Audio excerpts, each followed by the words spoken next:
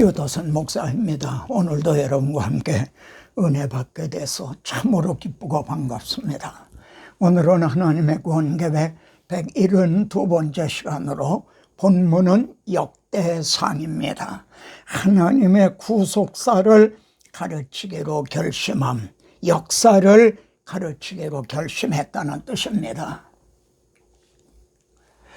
여호와께 물으라. 역대상은 사무엘 하의 내용입니다.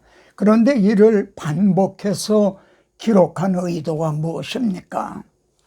역대상은 1장부터 9장까지 방대한 족보가 나옵니다. 이렇게 한 의도가 무엇인지요? 역대상의 중심 주제가 무엇입니까? 역대상을 통해서도 그리스도를 만날 수가 있습니까? 역대상이 현대교회에 주는 도전과 결단이 무엇입니까?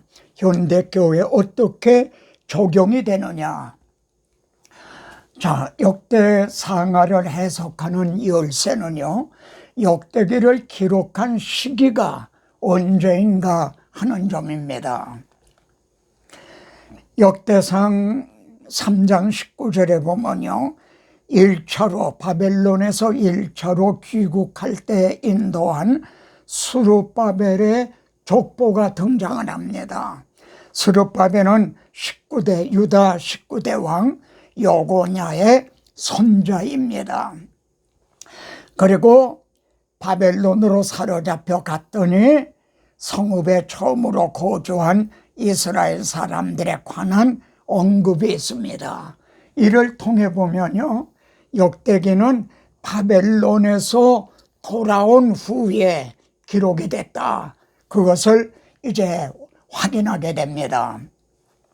포로에서 돌아온 후에 기록을 한 것이다. 그러면은 역대상하를 기록한 사람은 누구일까요?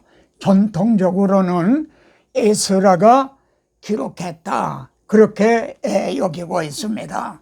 역대하의 마지막 부분하고요, 그리고 에스라의 첫 시작 부분이 아주 일치합니다. 똑같아요. 이걸 통해 볼 때 이거는 에스라가 기록을 했구나, 이런 결론에 이르게 되는 거죠. 그러면은 에스라가 역대기를 기록한 목적이 무엇일까요? 1차로 귀국한 후 이제 80년 후쯤에 에스라가 말이죠, 2차로 귀국을 합니다. 다시 한번요, 스룹바벨이 인도에서 바벨론의 포로가 1차로 귀국한 후 약 80년이 지난 후에 대제사장 아론의 16대 손인 에스라의 인도로 2차로 귀국을 합니다. 그러면 왜 2차로 귀국을 하는가? 에스라가 여호와 율법을 연구해서요, 그래서 본인 자신이 먼저 준행을 하고, 그리고 율례와 규례를 이스라엘 백성들에게 가르치기로 결심을 하고, 그리고 귀국을 합니다. 그러니까 역대상하는 에스라가 기록을 했구나 하는 걸 더욱 우리가 확신을 하게 되죠. 80년이 지나자 말이죠, 맨 처음에 돌아올 때는 정말 부푼 가슴으로 돌아왔거든요. 그랬는데 돌아와 보니까 자기네들이 기대했던 거하고는 같지가 않거든요. 그래 80년이 지난 후에 아주 침체에 빠져 있었어요. 그때 역사 공부를 시키는 겁니다. 이게 중요하죠. 왜 역사 공부를 시켜야 되는가? 각 나라마다 자기네들의 역사가 자랑스럽다는 걸 이제 가르칩니다. 근데 오늘날 우리나라 형태는요, 우리나라 역사를 아주 비하를 하죠. 헬조선이라 해서 아주 비하를 합니다. 이건 잘못된 거죠. 그래 역사 공부를 시키는 겁니다. 역대상하의 내용은요, 열왕기 상하의 내용하고는 다르게 제사장의 관점으로 기록을 합니다. 에스라가 또 제사장이었거든요. 그래서 다윗이 범죄한 거, 솔로몬이 범죄한 거 이런 건 기록을 하고 있잖아요. 덮어주고 있어요. 제사장은 덮어주는 사람이죠. 우리들의 죄를 가리워주는 사람이죠. 역대상은요 사무엘하의 내용인데, 사울왕이 죽은 후에 다윗이 왕위에 올라서 말이죠. 그래서 예루살렘을 정복을 하고 언약궤를 운반하여 안치하고, 그리고 성전 건축을 준비하는 다윗의 일대기를 담고 있습니다. 역대상에는요. 그리고 역대하에는 말이죠, 분열왕국이 되었다가 멸망왕국이 되는 11개 상하의 내용을 담고 있습니다. 그런데 우리가 주목할 것은요, 11개 상하와는 달리 저 북쪽에 떨어져 나간 북쪽의 기사는 침묵하고 있어요. 기록을 하고 있잖아요. 왜냐하면 이는 하나님의 구원 역사에서 떨어져 나갔기 때문에 기록을 안 하고 있는 겁니다. 역사 공부를 시키는 거죠. 구속의 역사를 가르쳐서 용기를 주기 위해서인 겁니다. 첫째로 무엇을 들어 용기를 주었는가? 1장부터 9장에는요 이처럼 방대한 족보가 등장을 합니다. 그리고 이 사람들은 계보 중에서 자기 이름을 찾아도 여기서 자기가 누구의 자손인가, 몇 대손인가, 우리 조상들이 어떤 직분을 가지고 있었는가, 이런 걸 다 찾아줬어요. 그런데 어떤 사람은 이름을 찾아도 얻질 못한 거예요. 자기 이름이 없는 거예요. 그래서 그들을 부정하게 여겨 이들은 우리 형제가 아니구나, 이 사람은 신분이 확실하지가 않다, 그래 부정하게 여겨서 제사장의 직분을 행하지 못하게 했다, 이런 말씀이 나오거든요. 족보를 찾아줬어요. 불의를 찾아준 거죠. 예? 그래서 정체성을 일깨워 준 겁니다. 오늘날 그리스도인의 정체성, 아이덴티티, 이걸 찾아준다는 거. 그래야 환난을 만나도, 호랑이에게 물려가도 정신만 차리면 산다. 족보의 초점이 그런데 어디에 맞춰져 있는가를 주목해 보시기 바랍니다. 아담, 셋, 노아, 셈, 아브라함, 이렇게 시작이 됩니다. 이거는 다름 아닌 여자의 후손이 어떤 계통으로 이어졌는가, 그걸 말해주고 있는 거예요. 그 다음에 아브라함, 이삭, 이스라엘, 야곱, 예? 이건 메시아 언약이 또 이렇게 계승된 거를 이제 말씀해주고 있습니다. 그 다음에 이스라엘에서부터 유다, 예? 야곱의 12아들에서 유다 지파에서 이세, 다윗으로 다윗에게 초점이 맞춰지고 있는 거예요. 다윗 왕에게, 그리고 다윗에게 세워주신 언약이에요. 그런 후에 사로잡혀간 여호야긴이라고 그러죠. 여호야긴 왕이 바벨론으로 사로잡혀갔죠. 그런데 그가 부다야를 낳고요, 부다야가 스룹바벨을 낳아서 사로잡혀간 그때에도 하나님의 다윗에게 언약하신 그 왕위가 끊어지지 않았다, 이걸 확신시켜주고 있는 거죠. 그래서 스룹바벨이 인도를 해가지고 말이죠, 예? 그래서 바벨론에서 귀환하게 됐다, 이걸 가르치는 겁니다.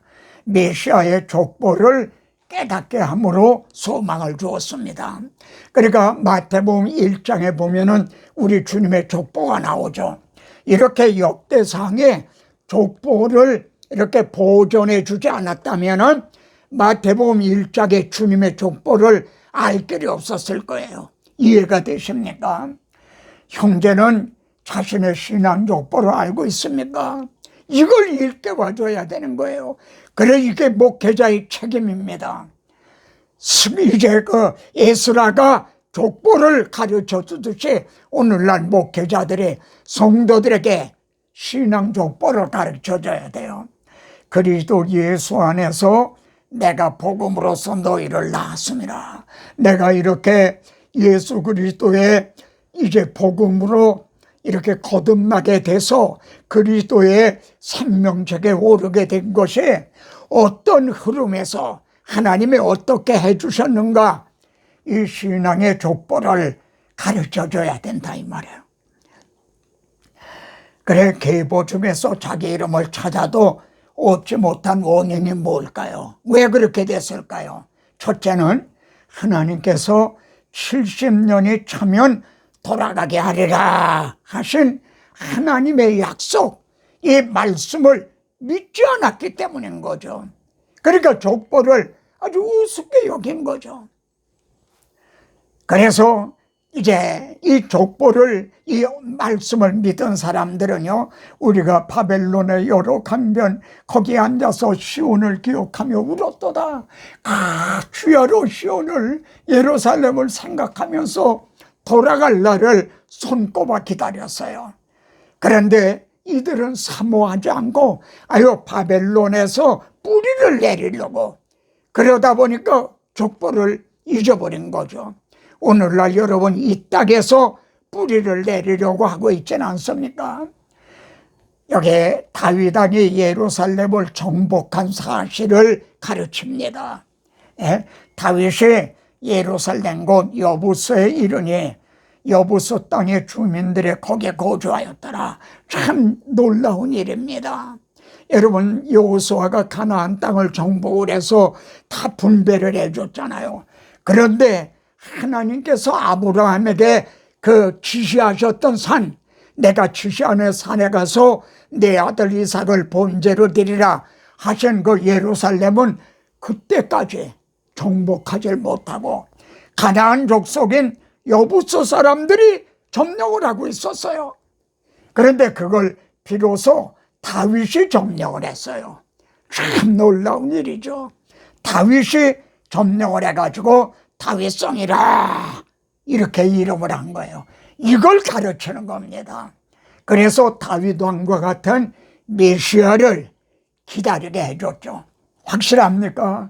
다윗이 예루살렘을 정복을 하고요, 언약궤를 메워왔다, 이걸 또 가르쳐 줍니다. 그래서 하나님의 궤를 옮겨오자 사울 왕 때는요, 사람이 택한 왕, 너희가 구한 왕, 그는 이 언약궤를 아주 관심도 안 뒀어요. 방치했어요. 그래서 다윗이 언약궤를 이제 메고 오면서 문들아 너의 머리를 들지어다, 영광의 왕이 들어가시리로다. 그래서 영광의 왕이 오신다는 이 소망을 주었던 겁니다. 그래 용기를 주었어요. 그리고 하나님께서 아브라함, 이삭, 야곱에게 세워주신 메시아 언약, 이것을 다시 상기시킵니다. 언약궤를 이제 안치한 후에 이렇게 찬양을 했죠. 너희는 그 언약을 영원히 기억할지어다. 이것은 아브라함에게 하신 언약이며 이삭에게 하신 맹세며, 그리고 야곱에게 세우신 곧 이스라엘에게 하신 영원한 언약이라. 여기 야곱이라고 했다가 다시 이스라엘이라. 우리는 하나님이 이름을 정해주신 승리한 이스라엘의 백성이다. 이걸 또 상기시키는 거죠. 그래서 언약 백성 이름을 일깨워 주므로 용기를 주었던 겁니다. 그리고 아브라함만이 아니라 다윗 왕에게도 메시아 언약을 세워주신 거, 이걸 또 가르쳐 줍니다. 내가 네 뒤에 내 씨, 곧 내 아들 중 하나를 세우고 그 나라를 견고하게 하리니 그의 왕위를 영원히 견고하게 하리라. 하나님이 다윗에게 말이죠, 내가 영원히 그를 내 집과 내 나라에 세우리니 그의 왕위가 영원히 견고하리라. 견고라는 말이 3번, 영원이라는 말이 다윗 언약에 3번이나 나와요. 하나님이 이렇게 영원히 견고하게 해주신다 하셨다. 용기를 내라. 이렇게 소망을 주었던 거죠. 그리고 하나님은 악을 선으로 바꾸신 거, 이걸 또 상기시킵니다. 다윗이 인고 조사를 하다가 하나님 앞에 징벌을 받았죠. 내가 이 일을 행함으로 큰 죄를 범하였나이다. 다윗이 범한 우리아의 사건, 그건 기록을 안 해요. 근데 이거는 기록을 하고 있어요. 왜 이 범한 이거는 기록을 했을까요? 내가 심히 미련하게 행하였나이다. 그때 하나님께서요, 오르난의 타장의 마당에서 제단을 쌓아라, 그리고 번제를 드려라, 이렇게 또 장소를 정해 주셨죠. 하나님이 정해 주신 성전터가 있다. 거기에 솔로몬이 성전을 지었죠. 바로 그 터가 하나님의 아브라함에게 지시하셨던 그 터요, 우리 주님이 십자가 친 것인 거죠. 이를 들어서 또 용기를 주었습니다. 확실합니까? 다윗도 우리도 실수하고 넘어진다. 그러나 보십시오. 다윗이 거기서 다른 곳이 아니라 거기서 말해요. 거기서 번제와 화목제를 드렸더니요, 하늘에서부터 번제다루에 불을 내려 응답하시고 여호와께서 천사들을 명하시니까요, 그 칼을 칼집에 꽂았더라. 재앙이 끝이었죠. 어떻게 돼서 재앙이 끝이게 됐나요? 이 칼이 다윗이 드린 번제와 화목 제물의 목을 친 거예요. 어떻게 돼서 우리들의 심판을, 정죄를 당하지 않는가요? 우리 대신 하나님의 어린 양이 대신 진노의 칼을 받으셨기 때문입니다. 이게 분명합니까? 그러니까 우리도, 다윗도 우리도 실수하고 넘어진다. 그러나 용서받을 수 있는 번제와 화목제가 있다. 우리에게도 그런 거죠. 이 십자가 복음이 있다. 하나님이 그려주신 성전 설계도가 있다는 거, 이걸 또 증언합니다. 이렇게 설계도요, 여호와의 손이 내게 임하여 설계를 그려 나에게 알려주셨나니라. 다윗은 이 설계도를 솔로몬에게 넘겨주면서 말이죠, 성전을 건축하게 하옵소서. 우리들에게는 이 하나님이 그려주신 성전터가 있다는 걸, 그래서 위로와 소망과 용기를 줍니다. 우리에게는요, 주님께서 내가 이 반석 위에, 이 터에 내 교회를 세우리라. 우리는 그 위에 서 있는 겁니다. 역대상의 그 내용 요약은요, 족보를 통해서 정체성을 일깨워 줍니다. 이 정체성, 이게 중요해요. 구속의 역사를 깨닫게 함으로 언약 백성임을 확신시켜 줍니다. 세 번째, 다윗에게 언약하신 왕위가 영원히 견고하다, 이 점을 강조하고 있습니다. 마지막으로 성전을 통해서요, 내가 너희 가운데 거할 성전을 지어라. 하나님이 우리와 함께 계신다. 우리 주님은 세상 끝날까지 너희와 항상 함께 있으리라. 아멘입니까? 형제도 이 말씀을 통해 굳게 견고하게 세워졌습니까? 족보를, 믿음의 족보를 찾으시게 됐습니까? 정체성에 확실합니까? 다음 시간에 또 여기 한 말씀 더 드려야 되겠네요. 역대상이 한 현대교회에 주는 도전이 무엇입니까? 영원부터 만물을 창조하신 하나님 속에 감추었던 비밀의 경륜이 어떠한 것을 드러내게 하려 함이라. 바울은 자신의 사명이 이것이라는 거예요. 하나님 속에 감추었던 비밀의 경륜을 드러내라고 이 사명을 나에게 줬다. 오늘날 이건 바울만이 아니라 오늘의 설교자들도 이 구속의 역사를 성도들에게 가르쳐줘서요, 뿌리를 찾아줘야 됩니다. 족보를 찾아줘야 된다. 그래서 우리의 시민권은 하늘에 있다. 용기를 내라. 거기서 곧 우리 주님이 우리를 영접하러 오신다. 이렇게 해주면요, 너희가 사랑 가운데서 뿌리가 박히고 터가 굳어지게 된다는 거예요. 여러분, 태풍이 불면은 다 나무가 뿌리가 뽑힙니까? 지진이 났다고 다 무너집니까? 뿌리가 박히고 터가 굳어져야 돼요. 이게 중문에서는 육은 육이 뿌리가 있고 터가 있다는 거죠. 예? 그런데 오늘날 성도들의 신앙은요, 마치 꽃보다 꽂은 꽃과 같은 건 아닌가? 예? 뿌리가 없는 거예요. 터가 없는 거예요. 이것이 역대상이 현대교회에 주는 도전인 겁니다. 아멘. 다음 시간에 뵙겠습니다.